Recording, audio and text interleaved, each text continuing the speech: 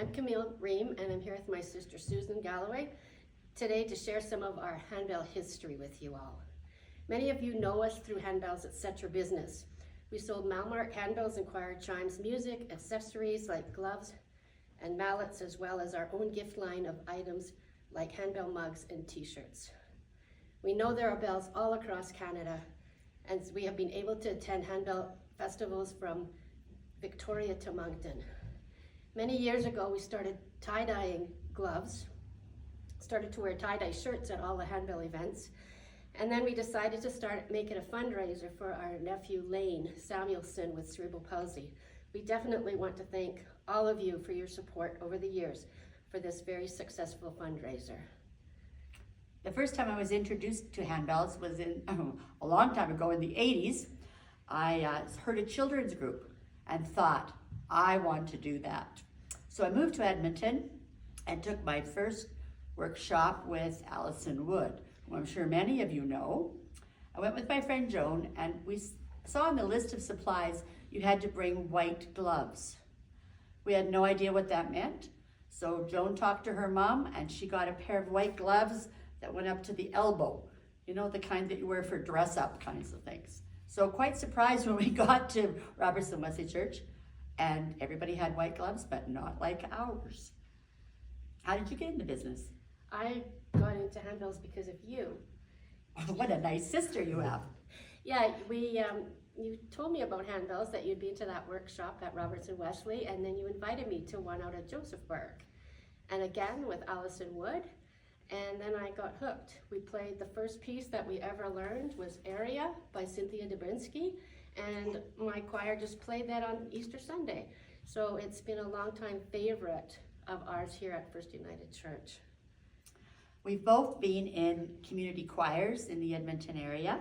We both rang in Bronze Harmony under the direction of Fred Merritt, and we both rang in Jubiloso, first with John Hooper and then with Debbie Rice. I seem to love to start bell choirs because I started the Josephburg Bells and Harmony. Many years ago, they received a gift of money, and I thought that would be a great idea, and they're still going strong. I started Resounding Joy at First United Church in Fort Saskatchewan. They're still going strong. I was a teacher for many years, and I had handbells. When I moved to Edmonton, I had handbells at every school that I taught in. And I also directed bells at Riverbend United Church. And at the present time, I'm conducting at Sherwood Park United Church, and our group is called United Harmony. And I'm very glad to have a double bell choir there. I started a handbell choir called United in Bronze in St. Albert in the early 90s. And then now I'm directing here at First United Church, Resounding Joy. We now have a 4.5 octave choir of bells, and we have 4 octaves of chimes. So we have many things happening here at First United Church. We have been very lucky to have been able to make music with ringers from all around the world. The first international symposium that we attended was in Edmonton. We were in awe of all the ringing and music that was happening. So many bells and ringers, all together making music. Proving that music truly is the universal language. We had directors from many countries, spoke many different languages. We were lucky also to attend symposium in Birmingham, England, Vancouver, Canada, Albuquerque, United States. Remember the Albuquerque one, we had some extra bells. We brought our own bells down with us, and there was some people staying on the sidelines without any bells to ring. So I went over to invite somebody. Her name was Luz from Chile in South America, and so she joined us for the duration of the rehearsals and played in the concert with us. I asked her how she got started in bells, and she said that her parents had passed away, which was of course sad, but they had left her far too much money, so she didn't have to work anymore. And so she bought bells and she directed handbell choirs in prisons, which was, I thought, just amazing.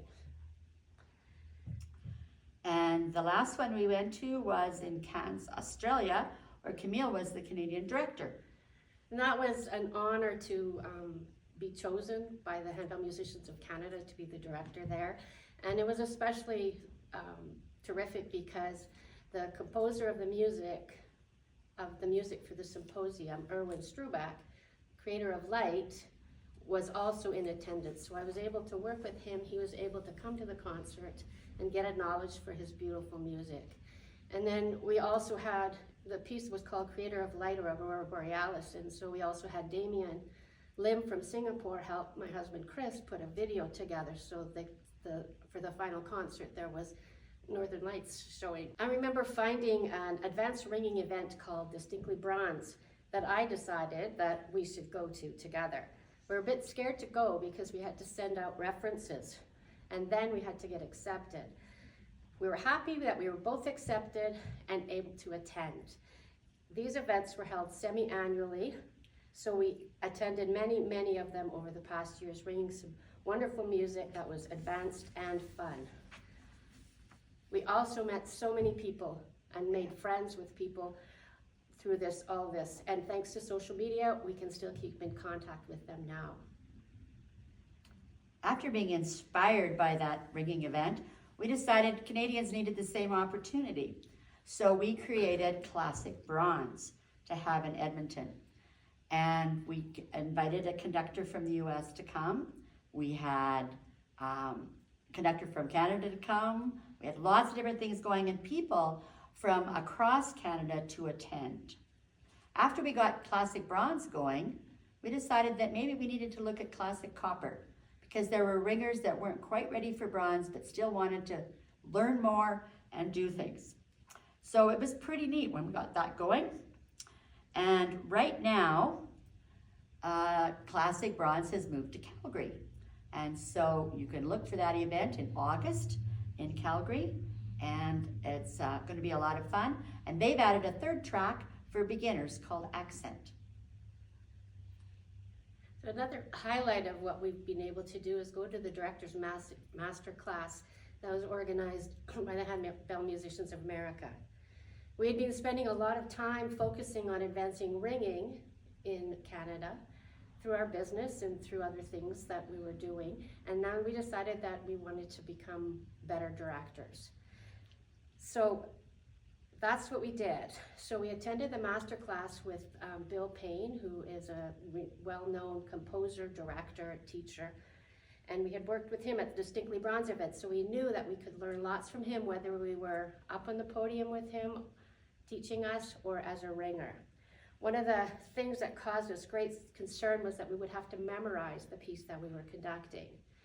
And that's what happened for all of us, every one of us. And if we weren't conducting the piece, we were ringing the piece with another student ringer, with another student director.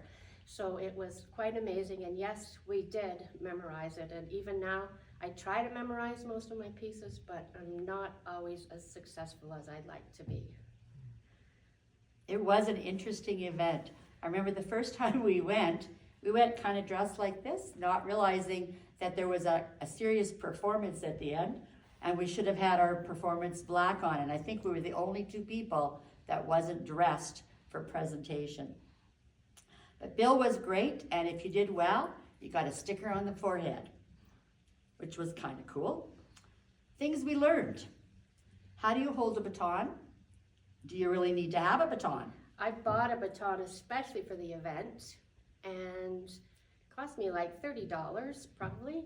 And I got down there, ready to use it, and he said, "You don't need a baton. Your hand works just fine." So I've never used it since. And my baton is from Carnegie Hall. My ringers bought it for me, which is a pretty cool present. What do you do with your left hand when you're conducting? Do you use two hands? Do you use one hand? We learned all about that. And how do you bring your choir in only with the prep beat? Not a whole bar or 2 bars ahead. How important is it to memorize your score? Mostly if you memorize it but you still have it close by, that seems to be helpful, because if someone gets lost and is looking for you for advice, memorizing doesn't help that, not at all. And if the director doesn't smile, neither do the ringers. Although ringers out there and directors probably know that sometimes it's hard work to get your ringers to smile. adjudicating. There are ringers everywhere in Alberta, young ringers everywhere, and we have both done that, up on the podium for 6 or 8 elementary school choirs, adjudicating them as well as conducting them as a mass ring, which is a wonderful experience for children. I've adjudicated in the Oil Sands Festival up in Fort McMurray, which was wonderful. There's a lot of beautiful music out there. Sometimes Kiwanis festivals as well. So it's pretty awesome to see what is happening in our province as well as across Canada. So Camille, what's your favorite piece of music? It's usually the piece that we're practicing. I have a lot of favorite pieces. Certainly I love Aria, I love The Creator of Light, and those have memories other than the music for me. Right now we're playing a piece called Belle Boogie, which I love and the ringers love.